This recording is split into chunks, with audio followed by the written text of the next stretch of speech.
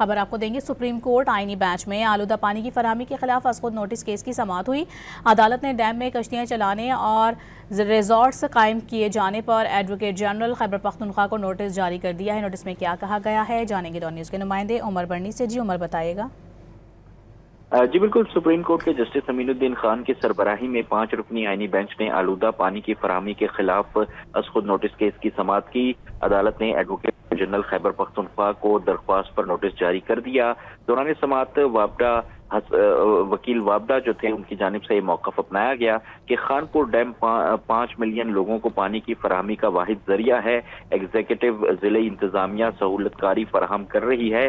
پہلے 20 کشتیاں چلتی تھیں، اب 326 کشتیاں ڈیم میں چل رہی ہیں۔ جسٹس جمال خان مندوخیل نے ریمارکس دیے کہ پی ایچ اے ڈپارٹمنٹ بھی تو ہے، کوئی اس حوالے سے کوئی اصول طے کر لے۔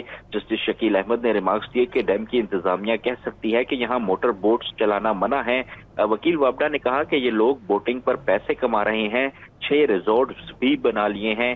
جسٹس عامر فاروق نے استفسار کیا کہ آپ کی اجازت کے بغیر وہ کیسے کشتیاں چلا سکتے ہیں۔ جسٹس جمال خان مندوخیل نے ریمارکس دیے کہ بوٹنگ رکوانے کے لیے آپ کا کیا کردار ہے۔